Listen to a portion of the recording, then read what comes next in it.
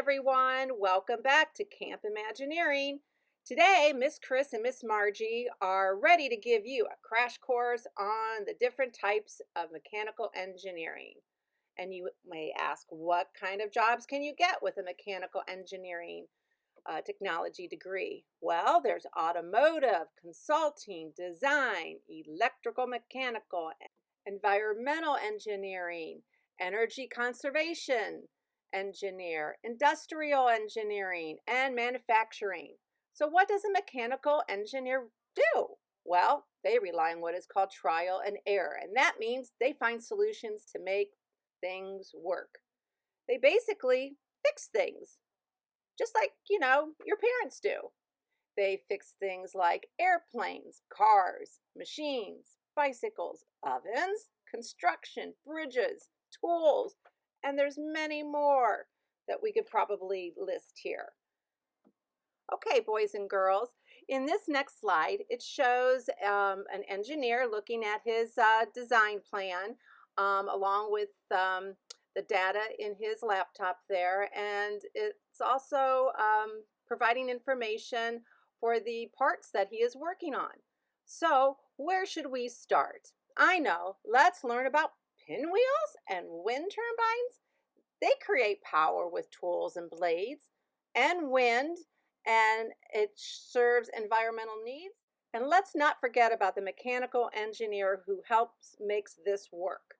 This field of engineering focuses on the design, construction operations, and maintenance of machines and mechanical systems. Pretty cool, isn't it? And don't forget, ladies, you can be an engineer too. Does anyone know what kind of wind turbine is or what it does for our environment? Well, it's actually like a windmill, only way bigger and built with special materials like steel. Let's see what they are all about and what they look like. Have you ever ridden your bike into a strong wind? If so, did it feel really tough? How does this compare with how you feel when the wind is pushing against your back?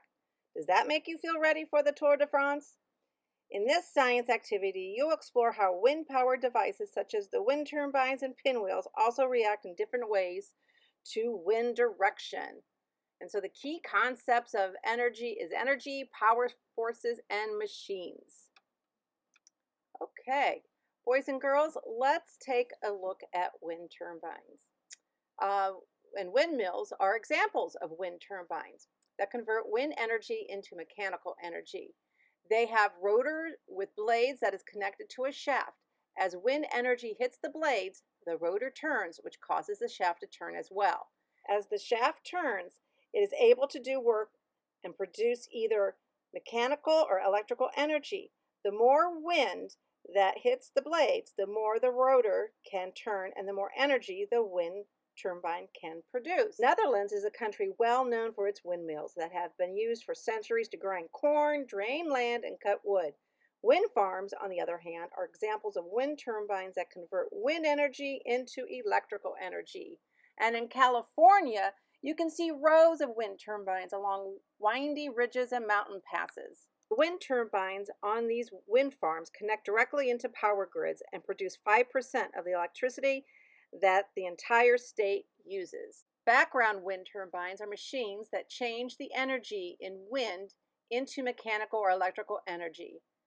And take a look at this picture here. Every picture involves a mechanical engineer, and it's boys and girls. They can do it all. Dream, invent, create. Be the engineers of the world.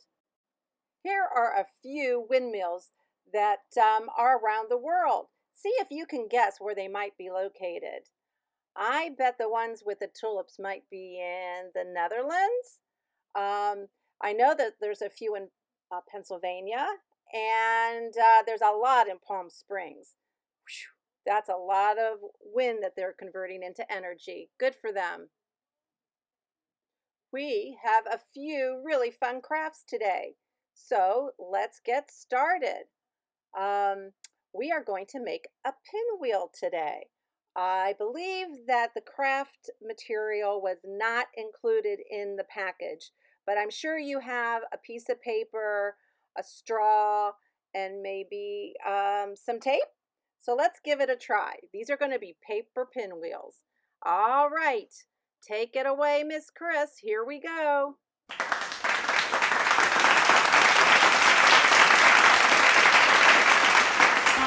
Welcome back. As promised, we are going to make a pinwheel to talk about, how we talked about wind turbines. Well, this is kind of our paper wind turbine. Pretty simple. These are the supplies that you need. A piece of paper. Then we're going to make this into a square because I don't have a square piece of paper, but I'll show you how to do that. You need scissors. So scissors. A straw, or I didn't have a straw, but I have a chopstick, so I'm going to give that a try. Pen or pencil, so you can mark how far to cut, and also like a little pin push, or maybe tape could work if you don't have one of these. So I just want to say thank you to my daughter Jen, the videographer. And here is our beautiful family member here that just joined us about a month ago. This is Tilly. Okay, so to start with the pinwheel, as I said before, you need a square piece of paper. I don't have one, and this is how I learned how to make a square piece of paper. So you take one corner of the paper down here and you fold it till as far as it can go. And you make a crease here, and it looks like this. Okay? Then what you want to do is cut. At the very bottom here, you're going to cut this part off. And look what happens. Ah! You have a square. All right, so I made the slits to my 1/3 marker on my square piece of paper. And then what you do is you're going to take this end here, and you're going to fold it to the middle. And I'm going to try by just taping this down. It might be a little easier. And then you do every other one. So I'm going to try, I think this is the every other one. No? No, Jen? Oh, that one is. That one yep. is. Yep. Okay. Thank you, videographer. Okay. All right. And then I think this one next, right? Oh, it's starting to look like a pinwheel. Oh, how exciting. Oh my gosh, I'm excited. All right, so that's that one. And now, like that? Yep. All right, so where's my tape? Okay. And here's that one. All right, now you can decorate it, put stickers on it. Look at this, how fun. All right, it's a pinwheel. Turn around. Oh, turn around, sorry. There we Yay. go. Yay! Look, Tilly, we got a pinwheel. She's so excited. I think she's ready to go to bed. Okay, so now I'm hoping that this little push pin thing goes in the middle like so. See, you want to put it in the middle, and then you're going to put it like if you have a straw, but be very careful. You may want to have an adult help you because it does have a point to the end. All right, and I'm going to, I did it. What do you know, it worked. And then, well, here we go. Tomorrow will be a good day because it's supposed to be very windy. So I hope this brings lots of joy in your life, and happy windmill days. What do you think of that, Tilly? Good night. Okay, let's get started. This is the story of Rosie Revere, who dreamed of becoming a great engineer. In Lilla Greer's classroom at Blue River Creek, young Rosie sat shyly, not daring to speak. Can you see which one she is in this classroom that doesn't look too happy?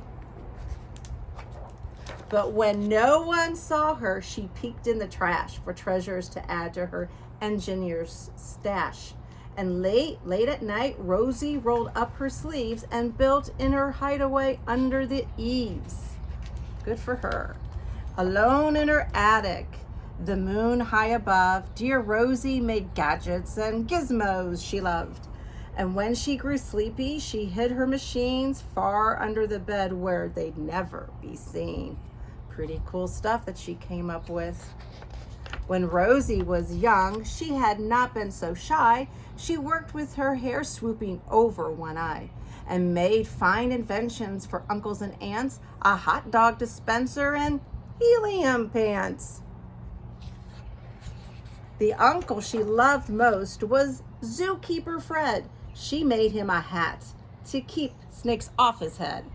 From parts of a fan and some cheddar cheese spray, which everyone knows keeps the pythons away. Oh, what a thought.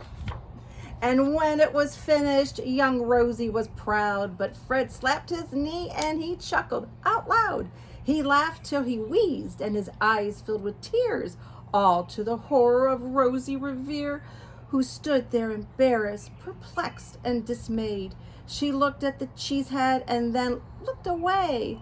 I love it, Fred hooted. Oh, truly, I do. But Rosie Revere knew could not be true. She stuck the cheese head on the back of her shelf, and after that day kept her dreams to herself. Poor Rosie. And that's how it went until one autumn day, her oldest relation showed up for a stay. Her great-great-aunt Rose was a true dynamo who worked building airplanes a long time ago. She told Rosie tales of things she had done and goals she had checked off her list one by one. She gave a sad smile as she looked to the sky. The only thrill left on my list is to fly.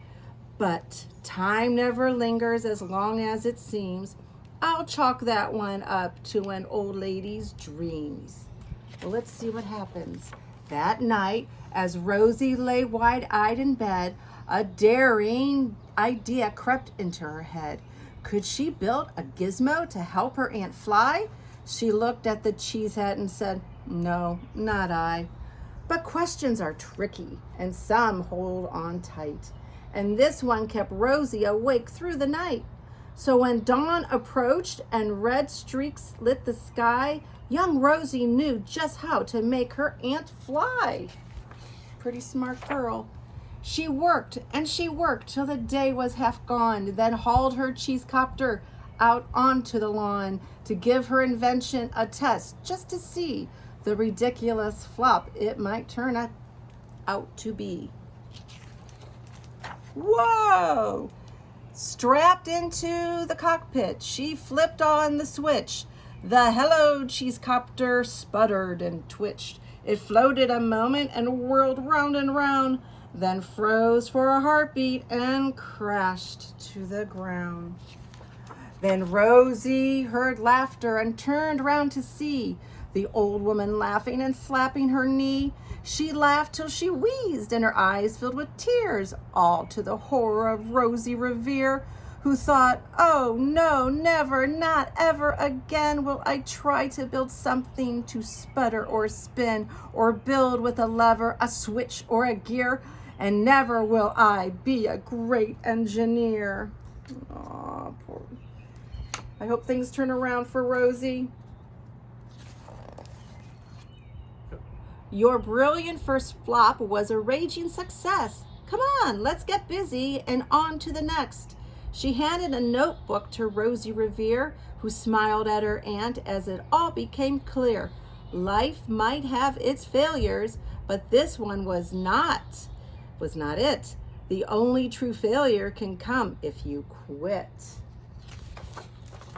They worked till the sun sneaked away to its bed. Aunt Rose tied her red scarf around Rosie's head and sent her to sleep with a smile ear to ear to dream the bold dreams of a great engineer. At Blue River Creek, all the kids in grade 2 build gizmos and gadgets and doohickey-doos too. With each perfect failure, they all stand and cheer, but none quite as proudly as Rosie Revere. What a good ending to this story. And boys and girls, I hope you enjoyed today's craft, making the pinwheel, and we will see you tomorrow. Learn from Rosie Revere, engineer, Mom. Well, it's okay to make mistakes because we'll try again.